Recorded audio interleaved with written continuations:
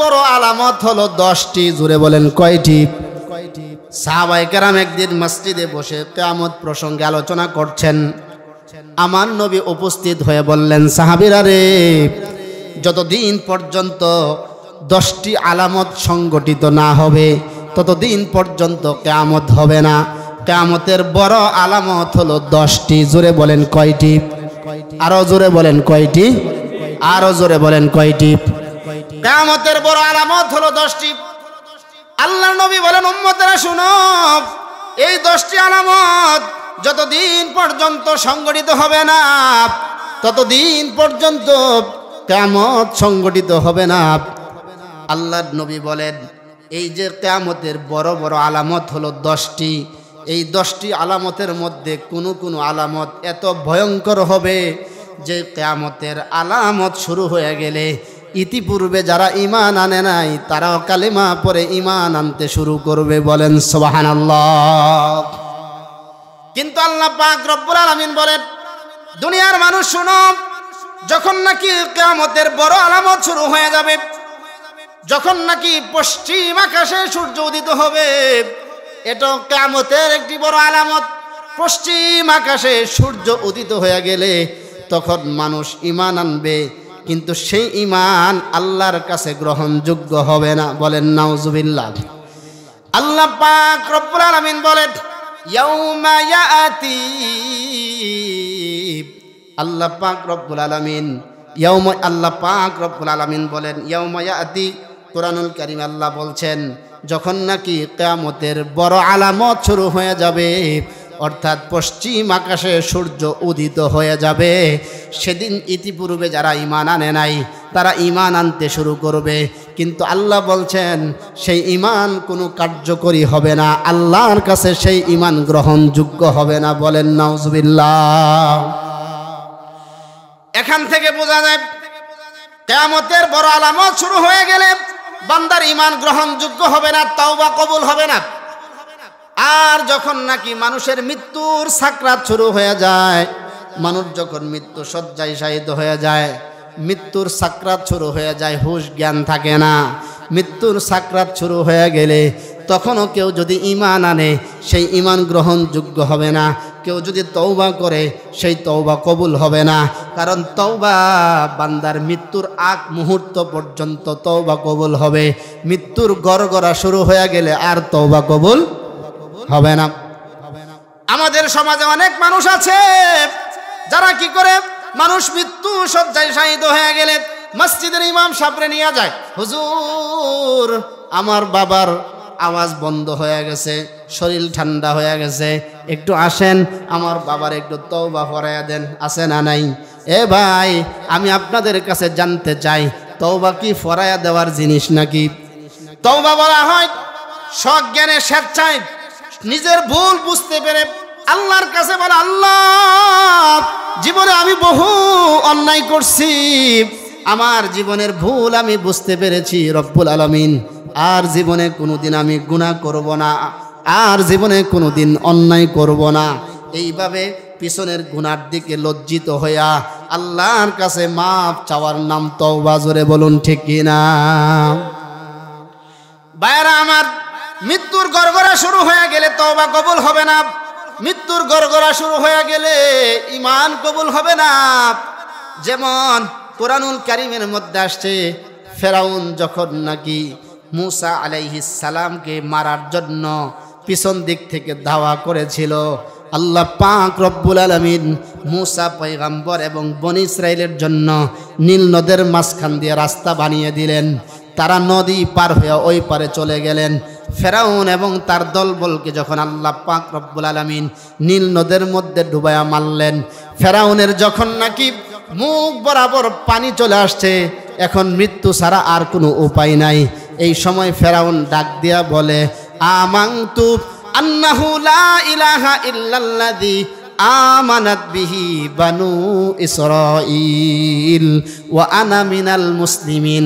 ফেরাউন ডাক দিয়া বলে, আমানতু আন্নাহু লা ইলাহা ইল্লাল্লাযী আমানাত বিহি বানু ইসরাইল, বনি ইসরাইল যে আল্লাহর উপর ঈমান আনছে, আমি ফেরাউনও সে আল্লাহর উপর ঈমান আনলাম। ওয়া আনা মিনাল মুসলিমিন, এখন থেকে আমি মুসলমানদের অন্তর্ভুক্ত হয়ে গেলাম।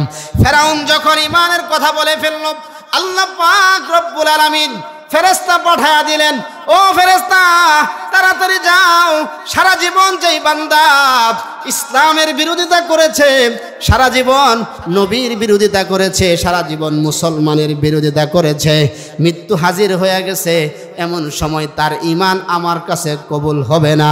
আল্লাহ পাক ফেরেশতা পাঠালেন, নীল নদের নিচ থেকে মাটি উঠাইয়া ফেরাউনের মুখের ভিতরে ঢুকাইয়া দিলেন, দ্বিতীয়বার যেন কালিমা উচ্চারণ করতে না পারে।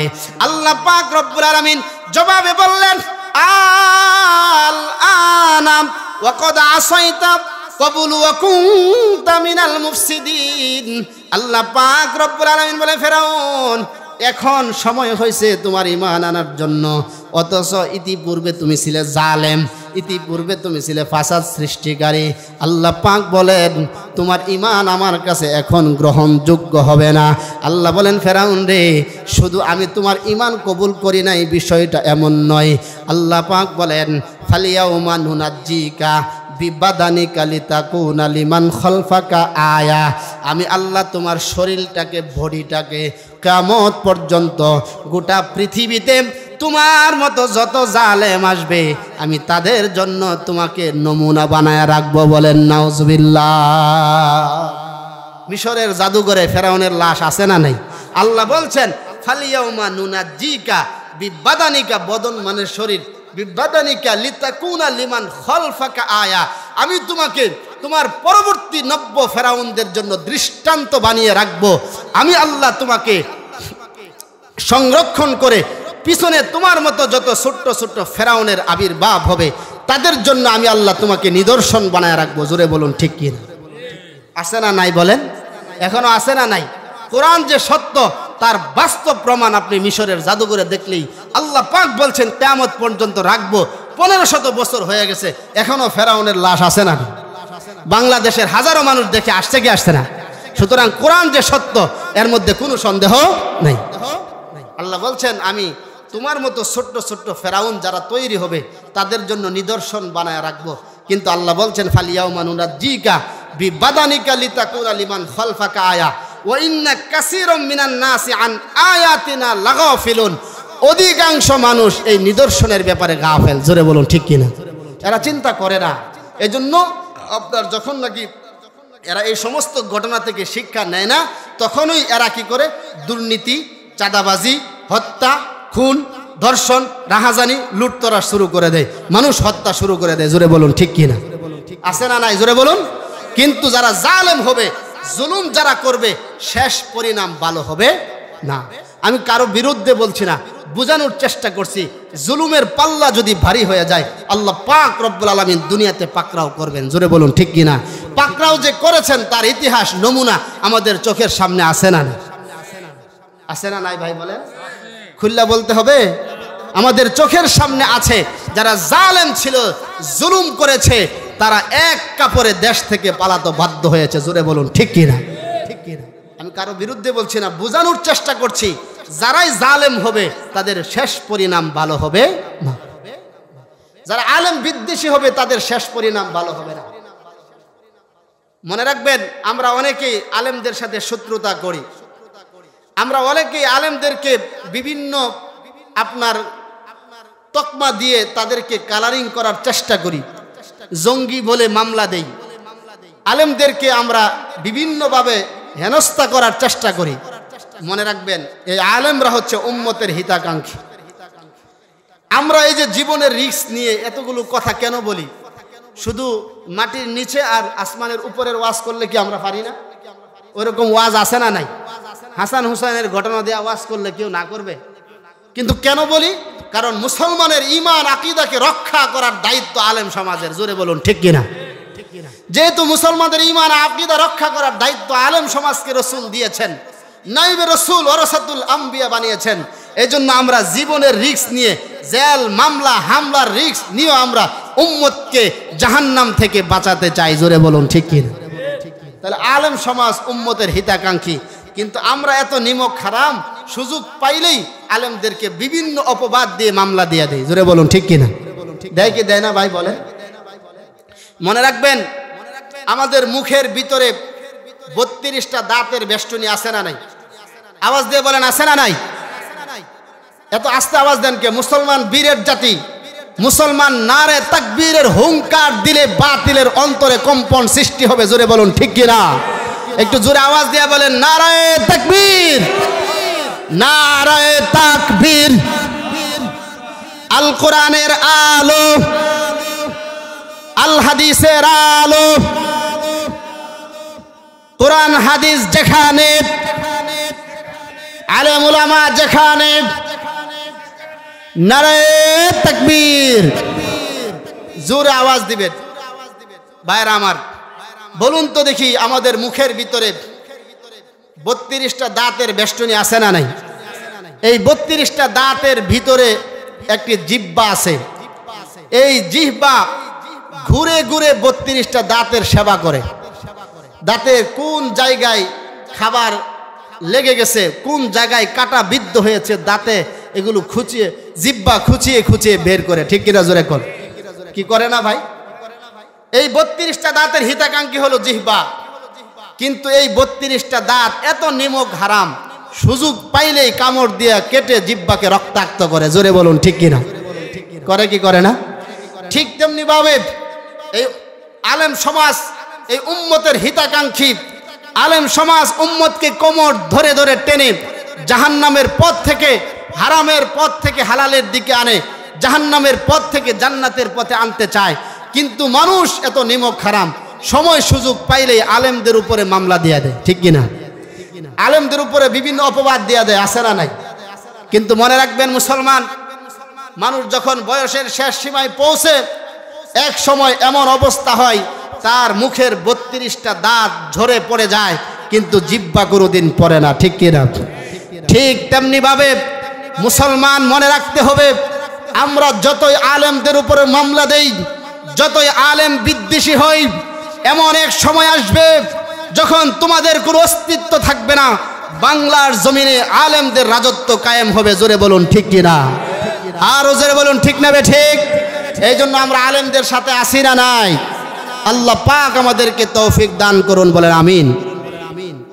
বলছিলাম যে কিয়ামতের আলামত যখন শুরু হবে, তখন মানুষ ইতিপূর্বে যারা ঈমান আনে নাই, ঈমান আনতে শুরু করবে। কিন্তু আল্লাহ বলছেন সেদিন আর মানুষের ঈমান গ্রহণযোগ্য হবে না। মুসলমান ভাইরা আমার, কথাগুলো খুব গভীর মনোযোগ দিয়ে শুনবেন। কিয়ামতের আলামত, বড় বড় আলামত যখন শুরু হয়ে যাবে, কিয়ামতের বড় আলামতের মধ্যে একটি আলামত হচ্ছে আপনার দুখান, ধোঁয়া বের হবে। ধোঁয়ার কারণে মানুষের যেমন কষ্ট হয়, গোটা পৃথিবী ধোঁয়া দ্বারা আচ্ছন্ন হয়ে যাবে, মানুষের কষ্ট হবে। এটা কিয়ামতের বড় আলামত। কিয়ামতের আরেকটা বড় আলামত হলো, কিয়ামতের আগে আল্লাহ পাক রব্বুল আলামিন এই পৃথিবীতে দাজ্জাল নামক এক ব্যক্তিকে পাঠাবেন। কি নাম? দাজ্জাল নামক এক ব্যক্তিকে পাঠাবেন। দাজ্জালকে আল্লাহ পাক এমন কিছু পাওয়ার দিবেন, যে কাজগুলো আল্লাহ তাআলা নিজে করতে পারেন, এমন কিছু কাজ করার মতো ক্ষমতা দাজ্জালকে দিয়ে দিবেন। ওই দিন যারা ইমানদার হবে, যারা মজবুত ইমানদার, আখিরাতের প্রতি যাদের দৃঢ় বিশ্বাস আছে, এমন মজবুত ইমানদার যারা হবে, ওই দিন দাজ্জালকে দেখেই তারা চিনবে। কারণ দাজ্জালের এক চোখ হবে কানা, এক চোখ এরকম সমান থাকবে, দেখা যাবে না, আর আরেক চোখ এরকম আঙ্গুলের মতো বের হয়ে বাহিরে ঝুলে থাকবে। এই দৃশ্য দেখবে, কপালের মধ্যে লেখা আছে কাফার। যারা প্রকৃত ইমানদার তারা দাজ্জালকে দেখে চিনে ফেলবে। ইমানদাররা বলবে, তুমি কখনো ক্ষুধা হতে পারো না। জোরে বলুন ঠিক কিনা? কিন্তু যারা দুর্বল ইমানদার হবে, দাজ্জাল তাদের কাছে এসে বলবে, আমি হইলাম ক্ষুধা। বলেন নাউজুবিল্লাহ। বলে, আপনি যে ক্ষুধা প্রমাণ কি? বলবে, কবরস্থান দেখায় দাও। কবরস্থান দেখা দিবে। হাদিসের মধ্যে আসে 1000 বছর আগে মারা গেছে এরকম পুরাতন কবর থেকে লাশটাকে জিন্দা করে বের করবে। এই দৃশ্য দেখে যারা দুর্বল ইমানদার হবে এরা দাজ্জালকে খোদা হিসাবে মেনে নিবে। বলেন নাউজুবিল্লাহ। আমাদের সমাজে কিছু বন্ড পীর আছে, জিন বশ করে কিছু অলৌকিক ঘটনা দেখাইতে পারলে বড় বড় শিক্ষিত লোকরা পায়ের মধ্যে সেজদায় পড়া যায়, ঠিক কিনা? কিছু অলৌকিক ঘটনা দেখা পীর বাবার কদমে সেজদা দিয়া দেয়। এরা যদি দেখে দাজ্জাল এসে গেছে তাহলে এদের ঈমান থাকবো নাকি? যখন দেখবে তার বাপ দাদারে কবর থেকে জীবিত করছে ঈমান ধরে রাখতে পারবে না। এরা দাজ্জালকে খোদা হিসাবে মেনে নিবে। যারা নাকি দাজ্জালকে খোদা হিসাবে মেনে নিবে, দাজ্জাল এদেরকে এদের ফসল আদির মধ্যে বরকত দিয়ে ভরে দিবে, আল্লাহ ক্ষমতা দিয়ে দিবেন। আর যারা দাজ্জালকে খোদা হিসাবে মানবে না এদের ফসলগুলো ধ্বংস করে দিবে। আমার ভাইয়ারা, দাজ্জাল এই পৃথিবীতে 40 দিন থাকবে। প্রথম দিন হবে 1 বছরের সমান, দ্বিতীয় দিন হবে 1 মাসের সমান, তৃতীয় দিন হবে 1 সপ্তাহের সমান, আর চতুর্থ দিন সাধারণ দিনের মতো হবে। এইভাবে দাজ্জাল 40 দিন পৃথিবীতে থাকবে। 40 দিন লক্ষ কোটি কোটি মানুষকে ঈমান হারা করবে, এরকম দুনিয়ার সম্পদগুলো ধ্বংস করতে শুরু করবে। এমন সময় আল্লাহ পাক রব্বুল আলামিন কিয়ামতের আরো একটা বড় আলামত ঘটাবেন। আসমান থেকে হযরত ঈসা পয়গম্বরকে দুনিয়াতে পাঠাবেন। আল্লাহু আকবার। হাদিসের মধ্যে আসছে ঈসা আলাইহিস সালাম এমন ভাবে দুনিয়াতে আসবেন, 2 জন ফেরেশতার কাঁধে ভর করে চাদর পরা অবস্থায় ঈসা আলাইহিস সালাম এমন ভাবে আসবেন, দেখলে মনে হবে সবে মাত্র গোসল করে পরিপাটি হয়ে তিনি এসেছেন। ঈসা আলাইহিস সালাম যখন দুনিয়াতে আসবেন তখন ঈসা আলাইহিস সালাম দাজ্জালকে এবং দাজ্জালের বাহিনীকে হত্যা করবেন। তার বাহিনীকে কিভাবে হত্যা করবেন? ঈসা আলাইহিস সালামের নাক থেকে যখন নিঃশ্বাস বের হবে, এই নিঃশ্বাস চোখের দৃষ্টির সীমা শেষ পর্যন্ত পৌঁছে যাবে। দাজ্জালের বাহিনীর গায়ে ঈসা পয়গম্বরের নাকের নিঃশ্বাস লাগার সাথে সাথে এরা মারা যাবে, শুধু দাজ্জাল বাকি থাকবে। ঈসা আলাইহিস সালাম দাজ্জালকে হত্যা করার জন্য ঈসা আলাইহিস সালাম দাজ্জালকে ধাওয়া করবেন। ঈসা পয়গম্বর দাজ্জালকে বর্তমানে ইসরায়েলের এয়ারপোর্টে যে গেট আছে সেখানে দাজ্জালকে পাবে, সেখানে তরবারি দ্বারা দাজ্জালকে ঈসা আলাইহিস সালাম 2 খণ্ড করে দিবেন। ইসরায়েল দাজ্জালকে রিসিভ করার জন্য গেট বানায় রাখছে, তার মানে বোঝা যায় ইসরায়েল হচ্ছে দাজ্জালের অনুসারী। জোরে বলুন ঠিক কিনা? শুধু তাই নয়, ইসরায়েলের পক্ষ যারা নেবে তারাও হলো দাজ্জালের অনুসারী, ঠিক কিনা বলেন? আমার ভাইরা, ঈসা আলাইহিস সালাম যখন নাকি দাজ্জালকে হত্যা করবেন, দাজ্জালকে হত্যা করার পর ঈসা আলাইহিস সালাম যখন নাকি দাজ্জালকে হত্যা করবেন, এমন সময় হত্যা করার পর আল্লাহ পাক রব্বুল আলামিন ঈসা আলাইহিস সালামকে বলবেন, ও পয়গম্বর, আপনি এবং আপনার অনুসারী যারা আছে তাদেরকে নিয়ে আপনি পাহাড়ের গুহার ভিতরে আশ্রয় নেন।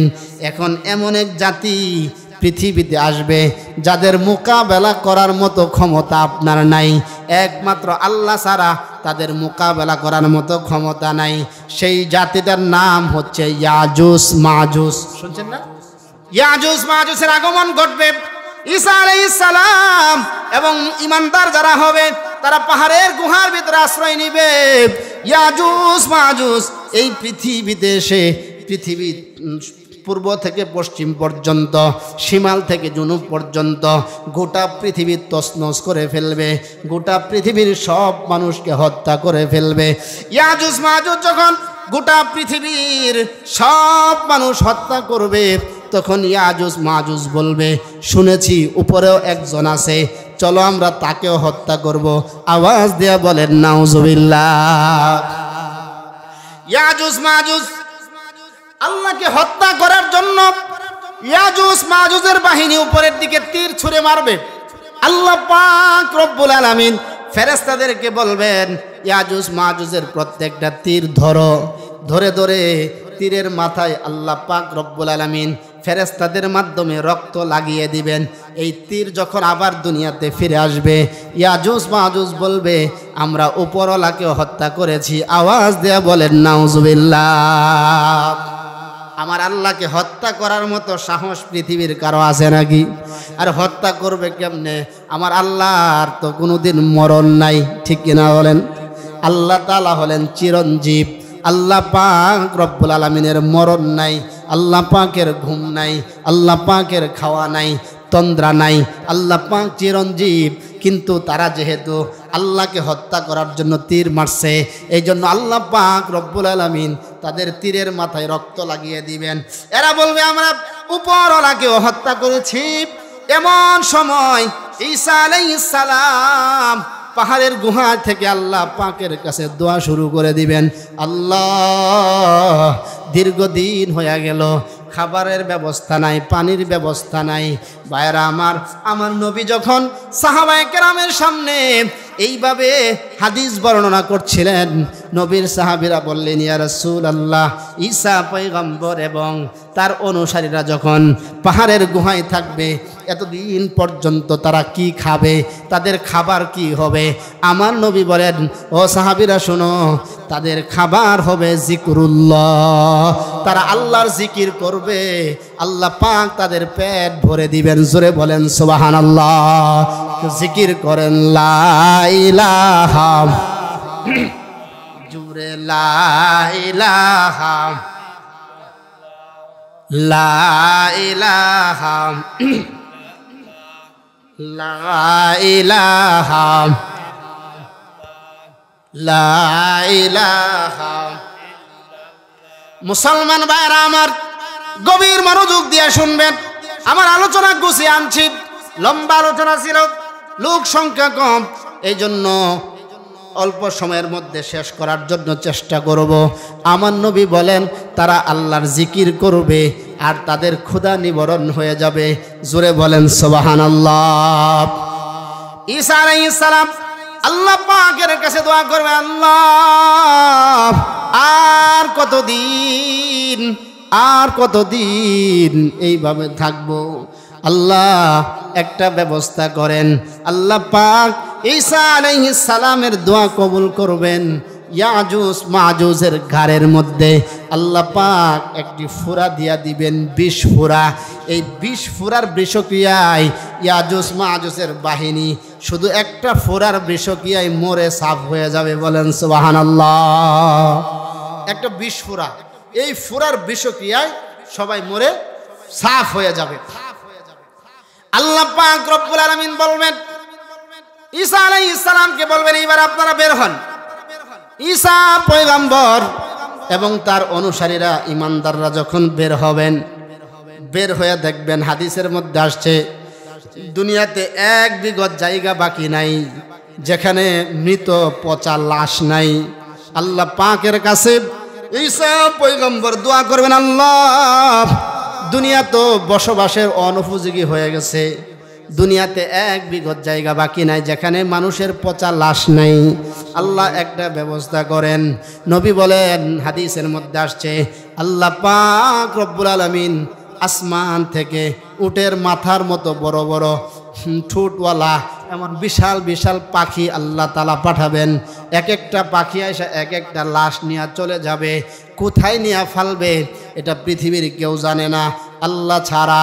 এক একটা লাশ নিয়ে যখন পাখিগুলো চলে যাবে, এবার লাশ পরিষ্কার হয়ে গেছে, কিন্তু দুনিয়াতে মানুষের মলমূত্র, পুঁছ এবং রক্ত এগুলা পড়ে আছে, দুর্গন্ধ হয়ে গেছে।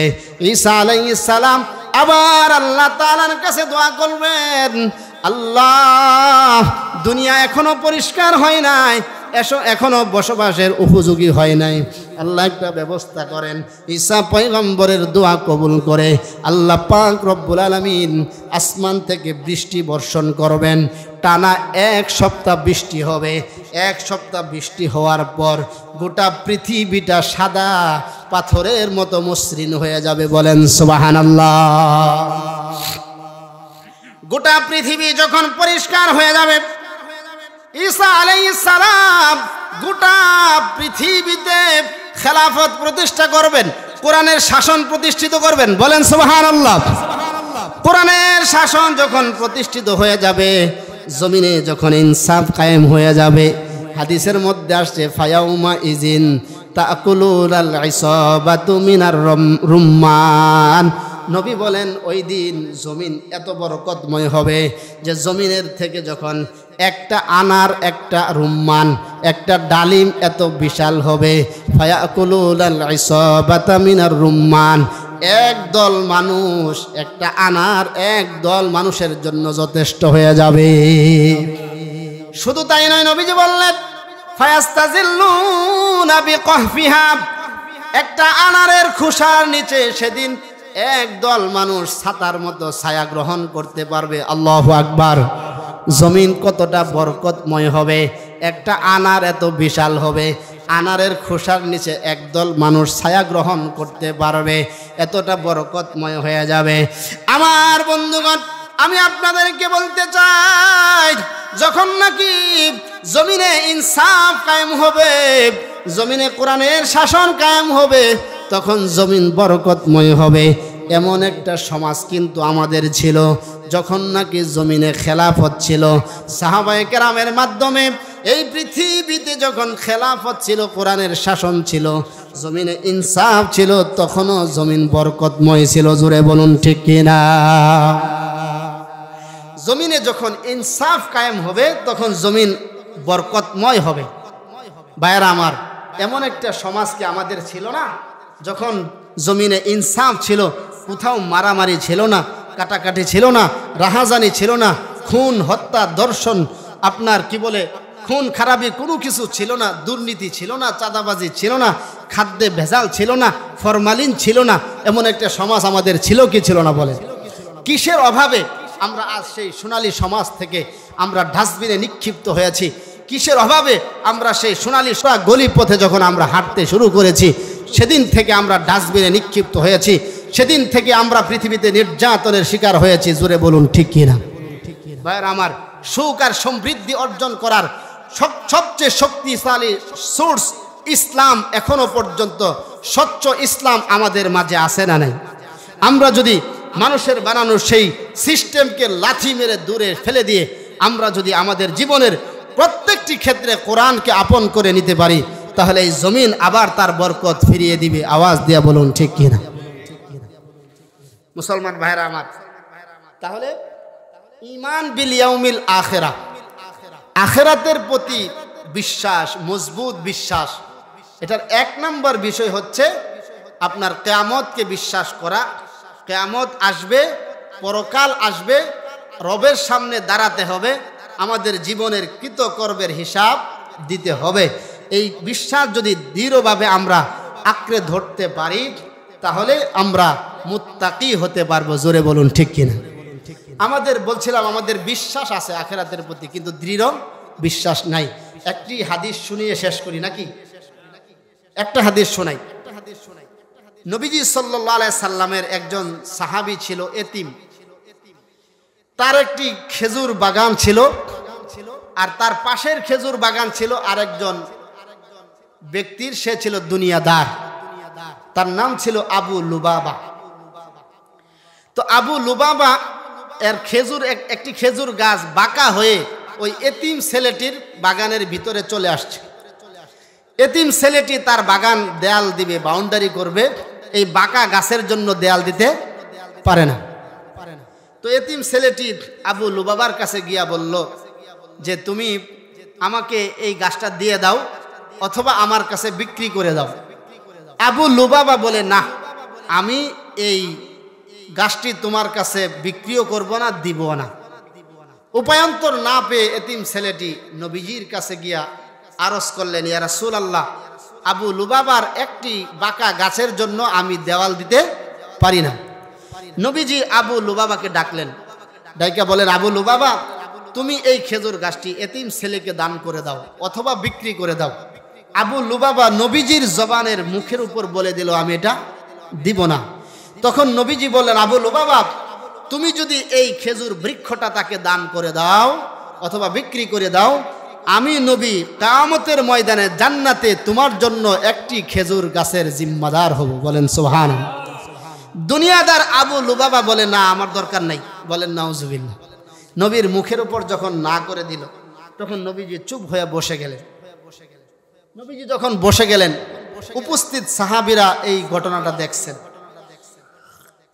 দেখার পর নবীজির একজন সাহাবী ছিলেন আবু দাহদা রাদিয়াল্লাহু আনহু। তিনি নবীজিকে বললেন, ইয়া রাসূলুল্লাহ, এই যে জান্নাতে একটি খেজুর বৃক্ষ আপনি জিম্মাদার হবে, এটা কি আবু লুবাবার জন্য খাস নাকি আমার জন্য? নবীজি বললেন, এটা তোমার জন্য। তখন আপনার আবু দাহদা রাদিয়াল্লাহু আনহু আবু লুবাবাকে বলল, আবু লুবাবা, মদিনায় আমার 600 খেজুর গাছ বিশিষ্ট একটি বাগান আছে। সেই বাগানের ভিতরে আমার বাড়ি আছে, বাগান বাড়ি, এবং ভিতরে কূপ আছে, স্বচ্ছ পানির ব্যবস্থা আছে। তুমি কি বাগান সম্পর্কে জানো? আবু লুবাবা বলল, আপনার এই বাগান বাড়ি সম্পর্কে মদিনার কে আছে যে জানে না? এত সুন্দর বাগান বাড়ি, 600 খেজুর গাছ। হযরতে আবু দাহদা রাদিয়াল্লাহু আনহু বললেন, আবু লুবাবা, তুমি আমার 600 খেজুর গাছ বিশিষ্ট বাগান বাড়িটা নিয়ে নাও, বিনিময়ে তুমি আমাকে এই একটা বাঁকা খেজুর গাছ দিয়া দাও। আল্লাহু আকবার। আবু লুবাবা ডাক দিয়া বলে, আশ্চর্য কথা, একটি গাছের জন্য এত বড় 600 গাছ বিশিষ্ট বাগান দিয়া দিবে? আবু লুবাবার বিশ্বাস হয় না। উপস্থিত সাহাবীদেরকে সাক্ষী রাখলো। হযরত আবু দাহদা রাদিয়াল্লাহু আনহু 600 গাছ তাকে দিয়া দিলেন, বাগান বাড়িটা দিয়া দিলেন। আর আবু লুবাবা কি করলো? একটি গাছ তাকে দিয়া দিল। হযরত আবু দাহদা রাদিয়াল্লাহু আনহু বললেন, এতিম ছেলেকে বললেন, এই একটি বাঁকা গাছের মালিক আমি তোমাকে বানায়া দিলাম, তুমি এই গাছ নিয়ে যাও, এখন আর দেয়াল দিতে তোমার কোনো অসুবিধা নাই। এই কথা বলার পর এতিম ছেলেটাকে খেজুর গাছটা দিয়া হযরতে আবু দাহদা রাদিয়াল্লাহু আনহু নবীজির কাছে আরজ করলেন, ইয়া রাসূলুল্লাহ, এখন কি আমি জান্নাতের একটি খেজুর গাছের মালিক হইতে পেরেছি? আমার নবী খুশি হয়ে বললেন, ও আমার সাহাবীরা শুনো, জান্নাতের খেজুর বৃক্ষের বিশাল বিশাল বাগান আমার আবু দাহদার জন্য অপেক্ষা করছে। বলেন সুবহানাল্লাহ। হযরত আবু দাহদা রাদিয়াল্লাহু আনহু এই সংবাদ নবীজির মুখে শোনার পর দৌড় দিয়া বাড়িতে গেলেন। বাহিরের গেটে দাঁড়াইয়া স্ত্রীকে ডাক দিলেন, হে উম্মে দাহদা, ঘর থেকে বের হয়ে আসো। উম্মে দাহদা বলেন, কোনোদিন তো আমার স্বামী বাহিরে থাইকা ডাক দেয় না, ভিতরে আসে, আজকে কেন ভিতরে আসে না? উম্মে দাহদা রাদিয়াল্লাহু আনহা বের হয়ে আসলেন, ডাক দিয়া বলেন, স্বামী আমার, আপনি বাহির থেকে কেন ডাকছেন, ভিতরে কেন আসেন না? আবু দাহদা রাদিয়াল্লাহু আনহু ডাক দিয়া বলে, স্ত্রী রে, আমার সন্তানদেরকে নিয়ে বাড়ি থেকে বের হয়ে আসো। বলে কেন? বলে আমি এই বাগান বাড়িটা বিক্রি করে দিয়েছি। স্ত্রী ডাক দিয়া বলেন, কার কাছে বিক্রি করলেন? কত টাকায় বিক্রি করলেন?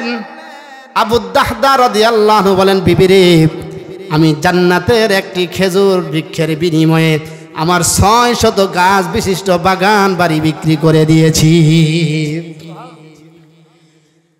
আবু দাহদা রাদিয়াল্লাহু আনহুর স্ত্রী কি বললেন শুনেন, আখিরাতের প্রতি কেমন বিশ্বাস। স্ত্রী ডাক দিয়া বলে, প্রাণের স্বামী আমার, আল্লাহর কসম, আপনি বড় লাভজনক একটা ব্যবসা করে এসেছেন। জোরে কোন সুবহানাল্লাহ। কি বলছেন? আপনি বড় লাভজনক ব্যবসা করেছেন, জান্নাতে আমরা একটা খেজুর বৃক্ষের মালিক হয়ে গেলাম। সুবহানাল্লাহ। আমরা যদি যায়া বলতাম আমাদের স্ত্রীদেরকে যে আমার এই বিশাল বাগান বাড়ি একটি জান্নাতের গাছের বিনিময়ে দিয়া দিছি, তাহলে ঘরের ভিতরে ছোটখাটো এক কিয়ামত শুরু হয়ে যেত। জোরে বলেন ঠিক কি না? তাহলে দেখেন আমাদের আখিরাতের প্রতি বিশ্বাস আর সাহাবীদের বিশ্বাস মিলে ভাই। আমাদের মসজিদ এখনো টিনের, কেন? আমরা দুনিয়াতে নিজেদের ঘর বানাই কিন্তু মসজিদের জন্য দিতে চাই না। কারণ আখিরাতে যে আল্লাহ বলছেন, মাম বানা মসজিদান ফিল আরদি বানাল্লাহু বাইতান ফিল জান্নাহ, দুনিয়াতে যে মসজিদ বানাবে আল্লাহ পাক জান্নাতে তাদের জন্য বালাখানা বানাবেন। সুবহানাল্লাহ। এই কথার উপর দৃঢ় বিশ্বাস থাকলে আমাদের ঘর বানানোর আগে মসজিদ বানাইতাম। জোরে বলুন ঠিক কিনা? কিন্তু সেই বিশ্বাস আমাদের নাই। হাদিসটা খেয়াল করেন, বানাল্লাহু বাইতান ফিল জান্নাত, জান্নাতের মধ্যে আল্লাহ একটা ঘর বানার। আচ্ছা বলেন তো, জান্নাত তো এমনি দামি জিনিস, জান্নাত কি দামি না কম দামি? জান্নাত এত দামি জিনিস দিয়ে আল্লাহ সাজিয়েছেন যে জান্নাতের কথা কোনোদিন কোনো কান শুনে নাই, কোনোদিন কোনো চক্ষু দেখে নাই। এত দামি জান্নাতের ভিতরে আরো একটা বালাখানা আল্লাহ বানাবেন, সেটা কত দামি হবে আমাদের কি আন্দাজ করা যায় ভাই বলেন? যদি সেই বিশ্বাসটা আমাদের পরিপূর্ণ থাকতো তাহলে আমরা মসজিদ এখনো টিনের রাখতাম না। জোরে বলুন ঠিক কিনা? তো আমরা সবাই এই মসজিদের প্রতি খেয়াল রাখবো, মাহফিলের প্রতি খেয়াল রাখবো, আখিরাতের প্রতি দৃঢ় বিশ্বাস রাখবো। আল্লাহ রব্বুল আলামিন আমাদের সকলকে সেই তৌফিক দান করুন। আমরা বলি আমিন। ওয়া আখিরু দাওয়া।